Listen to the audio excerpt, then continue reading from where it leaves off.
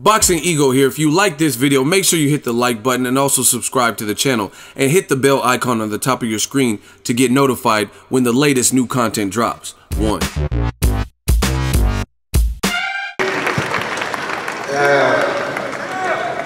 we go again. I don't know what to say. I know we've been doing this for 21 years. I told you guys I'd come straight ahead. So, you know, with coming straight ahead, I was going to take some contact.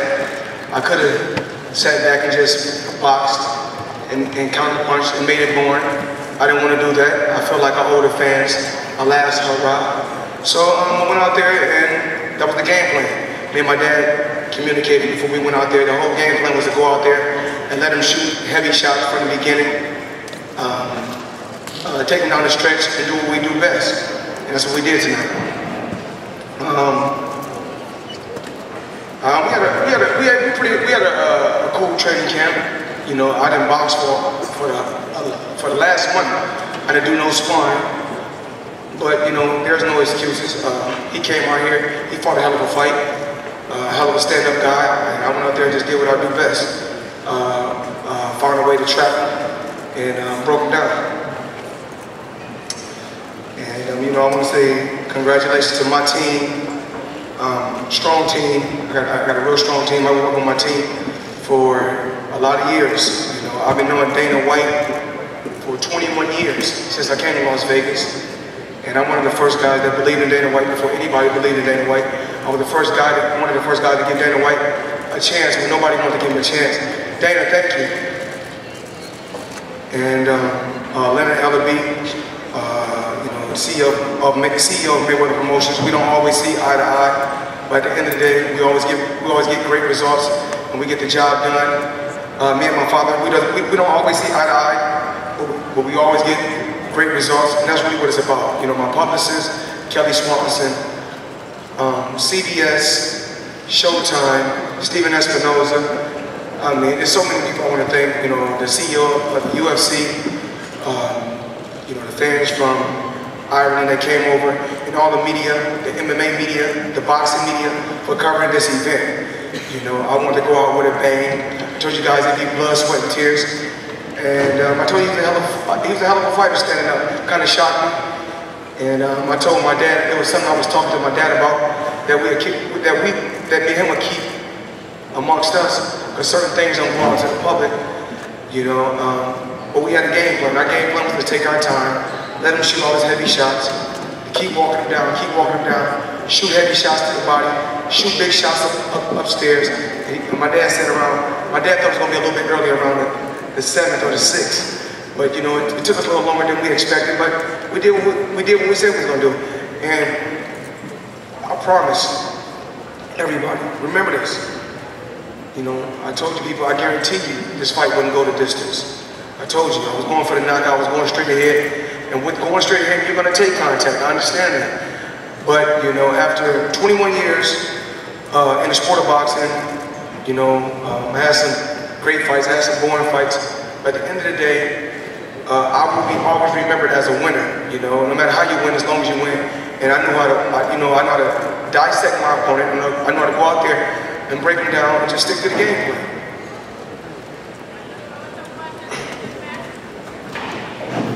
Floyd, right straight in front of you.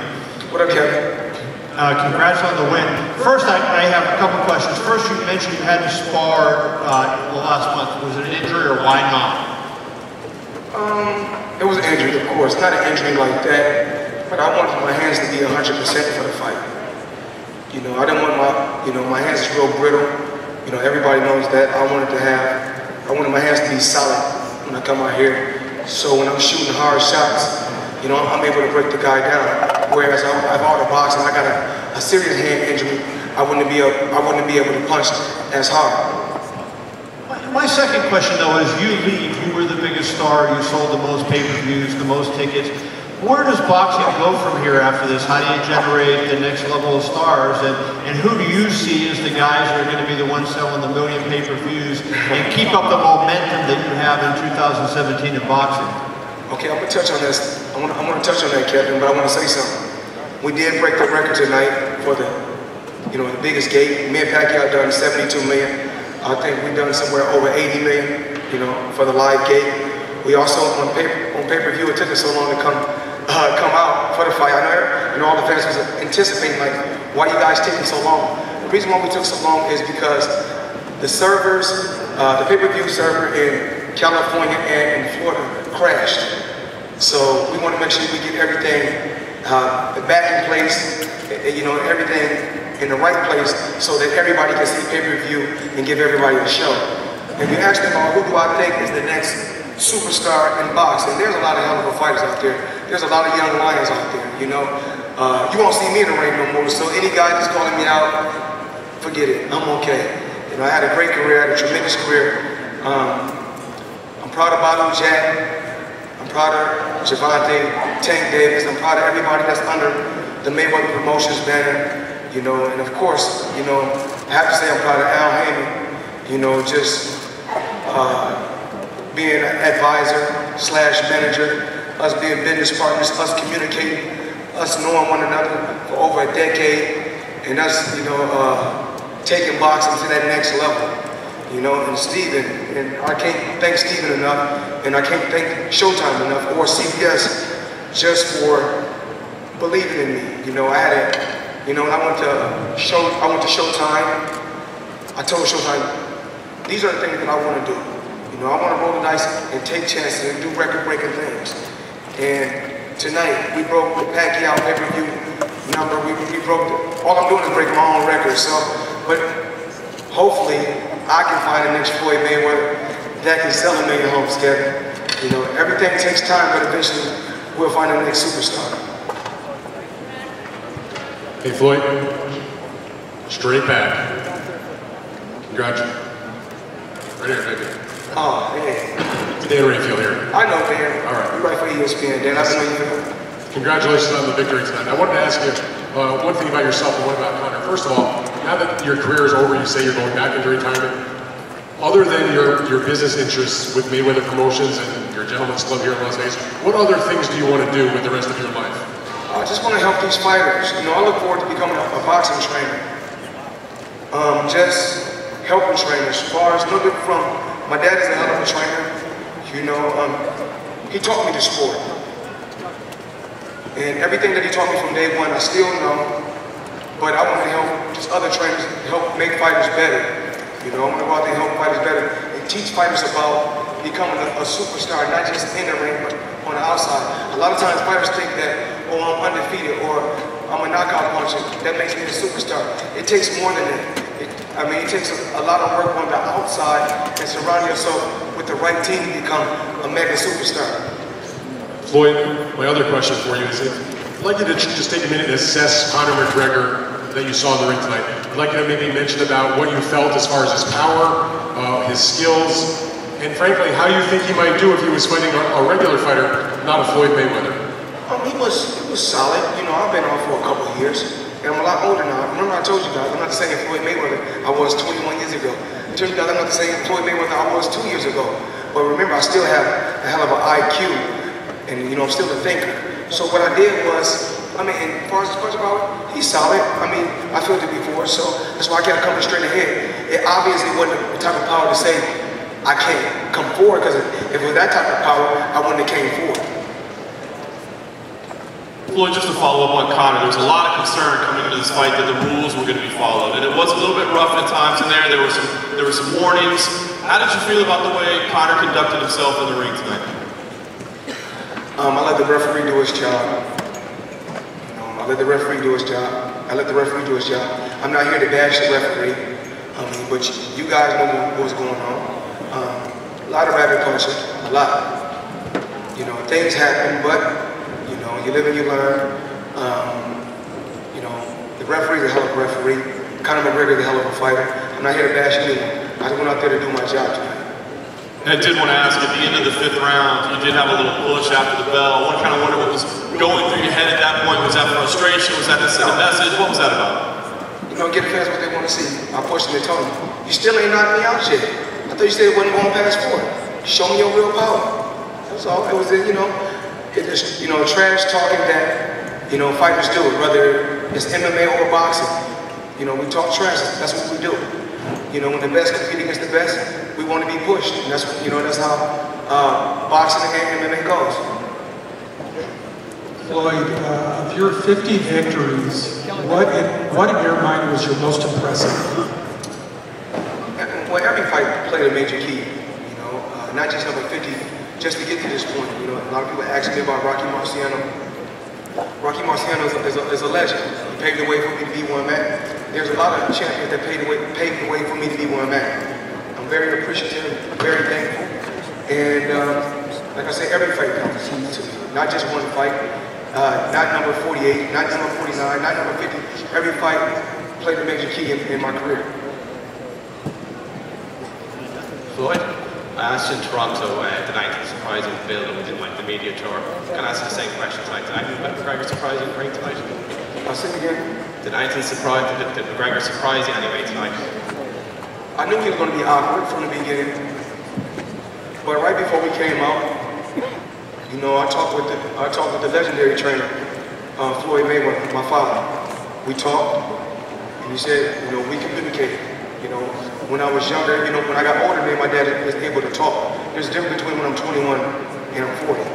Me and my dad is able to have a father-son conversation. We communicated, we talked, and my dad was in the corner a couple of times, and he wanted more out of me, but he knew the reason why. He knew what I was doing. We talked about it in the back. We said the game plan is let him shoot low, let him shoot all the hard shots. He's going to try to kill me. He's going to try to keep switching, keep switching. We'll take our time, shoot hard shots to the body, eventually break him down.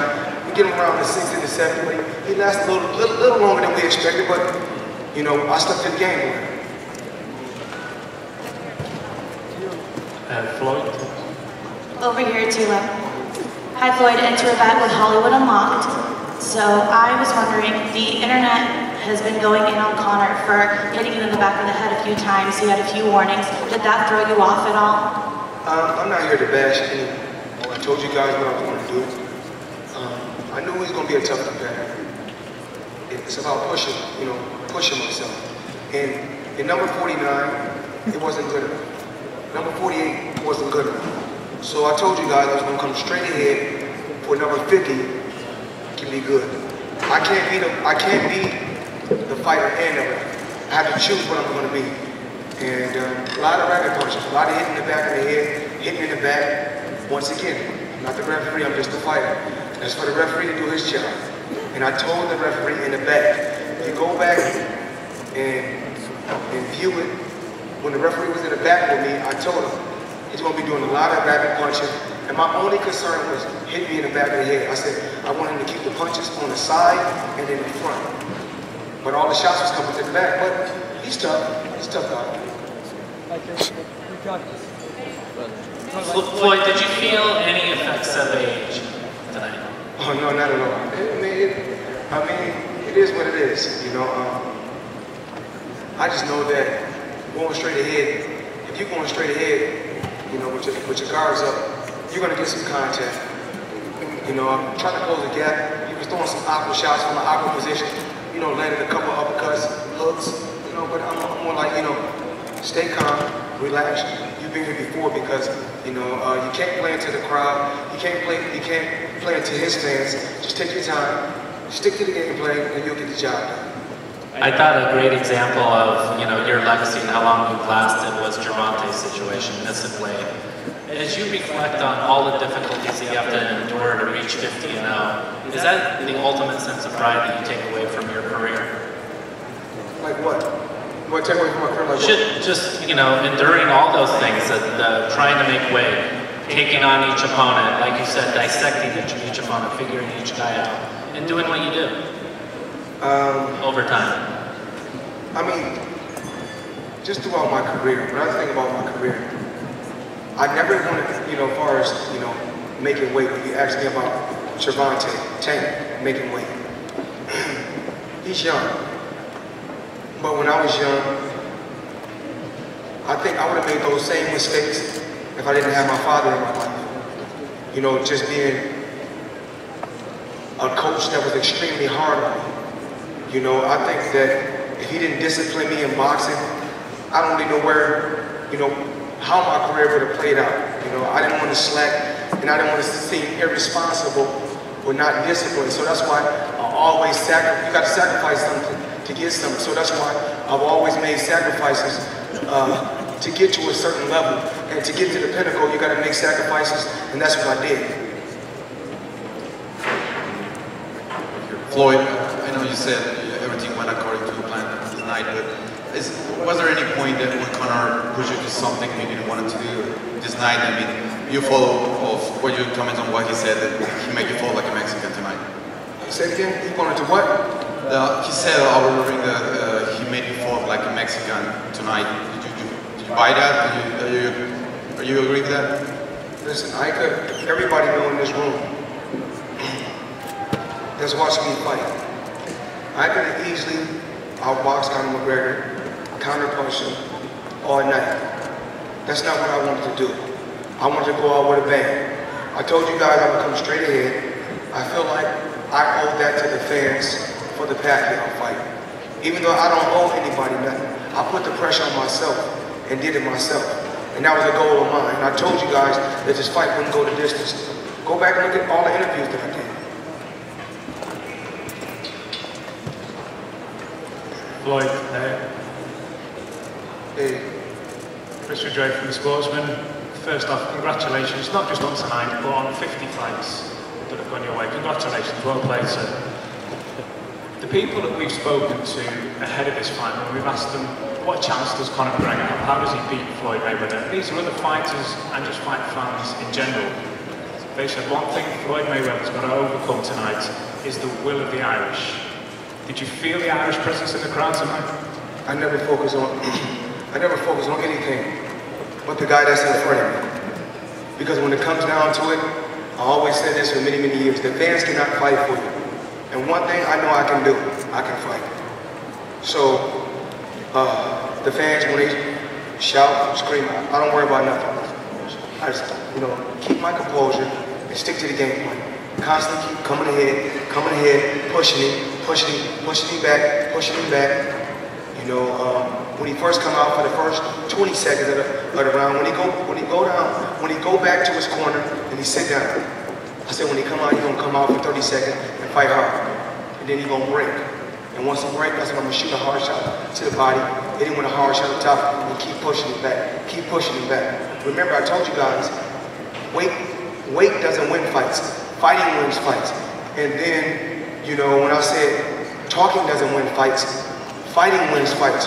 Meaning that when we was on when we was on stage for the weigh-in, I don't have to do no more talking. We fighting tomorrow, so I did enough talking on our tour, basically. So everybody said, "Oh man, well you was talking on the tour, okay?" I did a lot of talking on the tour, but now it's time to fight.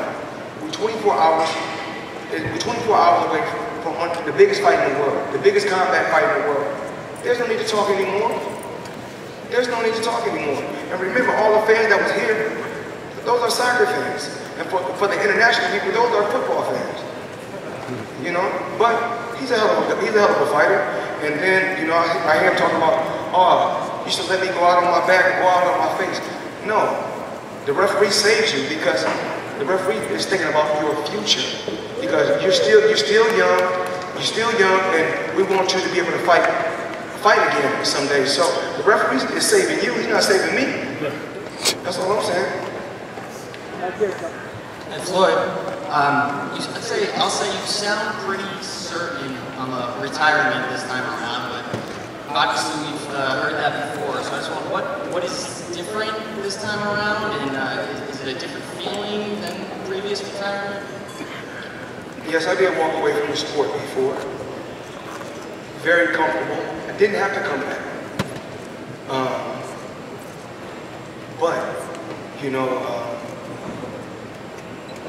Like I said, we do foolish things sometimes. All of us do foolish things. But I'm not a damn fool. If I see an opportunity to make 350 million in 36 minutes, why not?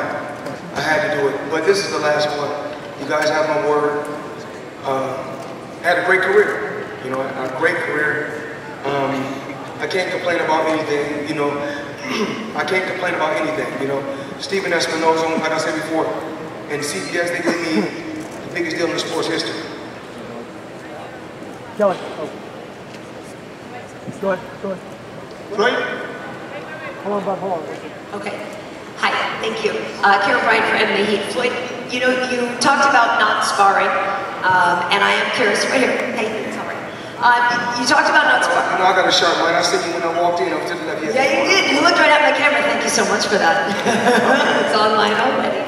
So you said you didn't spar much for the last month, and then you make the request to have the glove exercise drop. So how did that feel to you tonight? You know, did your punches feel different? Did they feel more powerful? How did that affect your performance, do you think? Remember, I told you guys this in the last. If you go back and look at the last press conference, this is exactly what I said. Remember, you can give it, but I've been hit by some of the best punchers in the world throughout my career. 90% of the time, I'm dishing it out. I told Conor McGregor, this is exactly what I told him. I said, you can dish it out, but you have to be able to take it. The same way you dish it out, you have to be able to take it. Just like when you have children, you got children, and they joking with each other. One want to joke with the other, but the other don't want. But when one feeling good and the other not feeling good, they're not in the mood to joke. So, just like in boxing, most times your big punchers, they can't take it.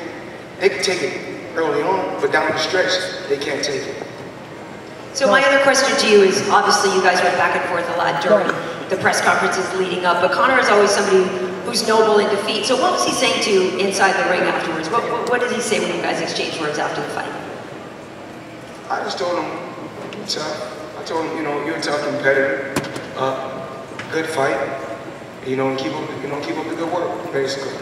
You know, I always want to carry myself like a gentleman, even though, you know, you gotta realize when we in the press conference, when we doing what we doing, that's my job. You know, he's the notorious one, I'm the money man, so we gotta get a fan what they want to see. When the fan, you know, when we done the press tour, we went to four cities in 3 countries in 4 or 5 days. So when we had arenas like this, packed with 20,000 fans, we got to get the show.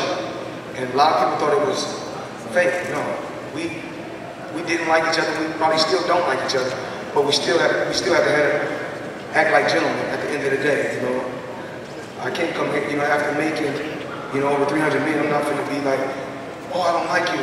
Good fight. You know, make your career go on. Floyd, right here in front. Floyd, have you had a chance to talk to your kids yet? And what does it mean to you and your family to have you finally officially retired? And what does that mean to them?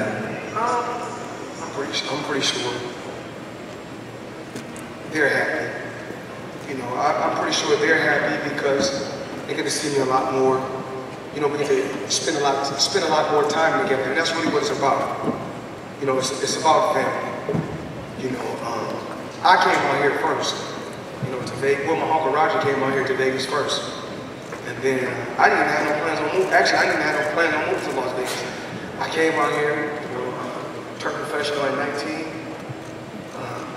And I can remember when I turned professional, because I always talk about this story in the dressing room, you know, at the Mayweather Boxing Club.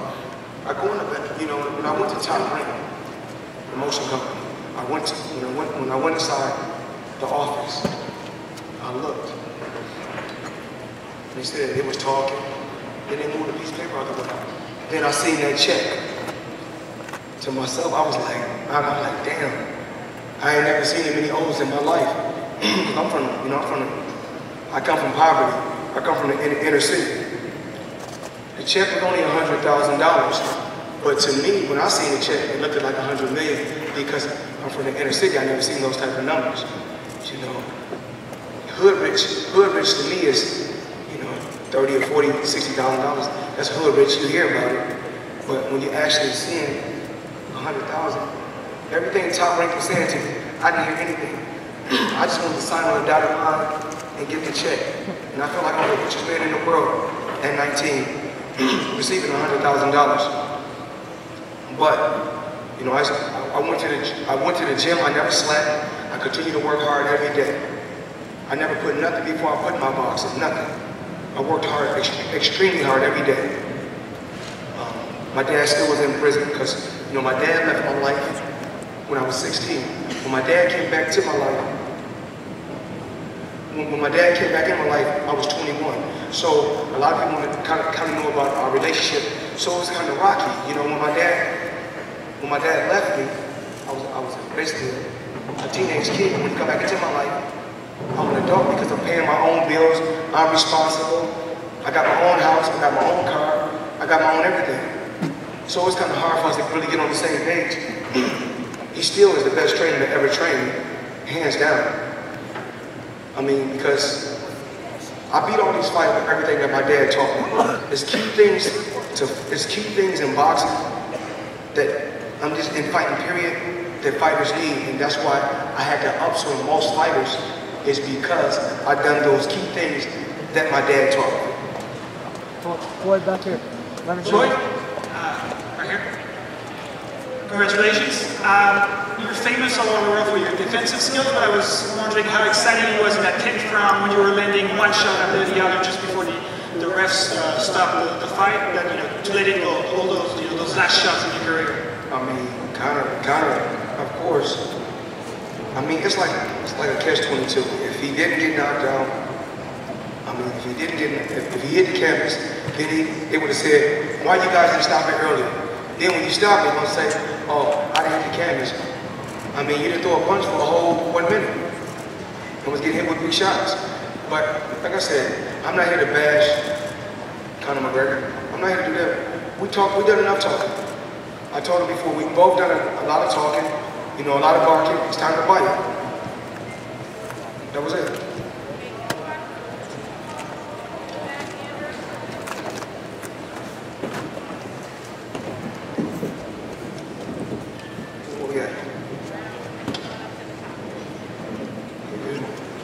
Here in the back, Salvador Rodriguez from ESPN Deportes. Floyd, here, back.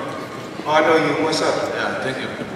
Floyd, what do you think that is your legacy in the sport? What is the things that you changed in this sport that you show to the young guys? What is your legacy around the career? Run it by me again?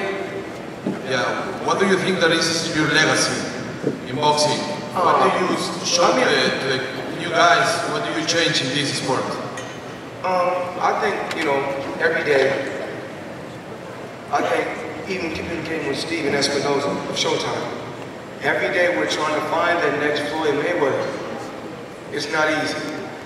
It's not easy. And I'm pretty sure Steven was extremely happy when I said, we're going to do this fight. You know, I'm the first one that talked to the CEO of the UFC. One day, I was on the phone with the CEO of the UFC, and I said, yo, me and Conor can fight. And he was like, nah, Floyd, not that fight. I don't think he want to fight. But eventually, we made it happen. But as far as my legacy, you know, the most important thing to me about my career is the things that I did on the outside.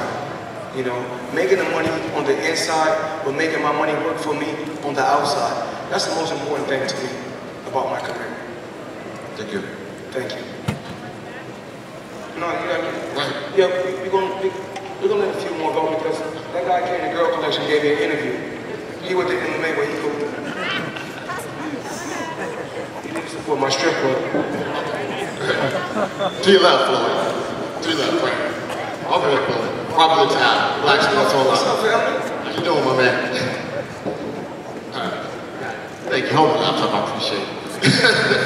The question that I had for you is, now that your career is over, I was at the gym a couple of days ago, you see Adrian Broner, you see Errol Spence, a lot of these young African-American fighters look up to you, not what you did inside of the ring, but what you did outside of the ring.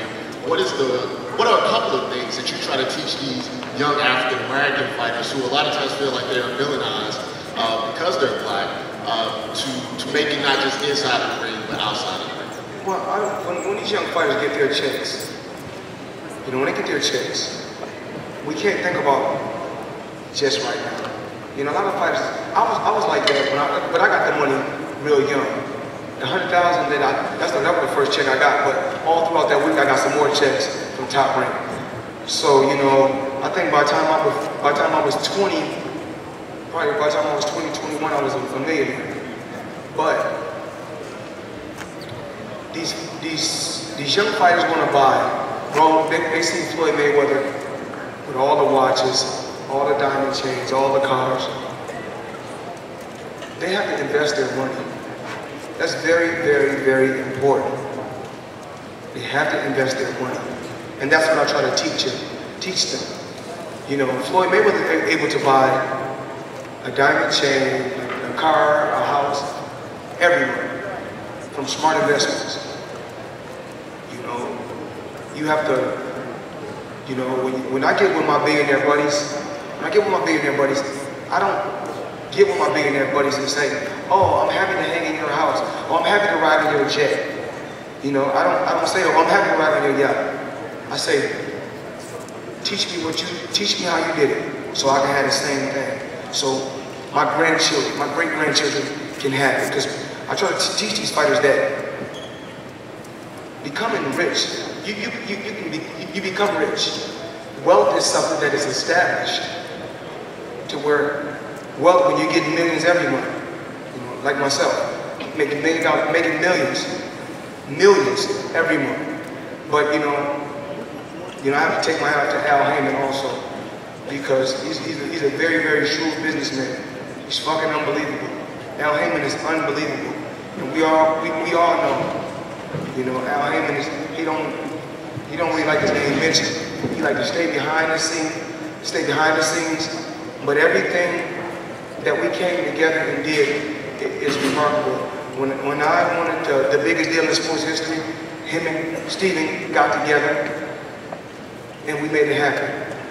You know, with everything, you know, with all the jets, with the 3 private jets and the mansions all around the world, he was a part of everything, helping me get and reach everything that I wanted to do in life.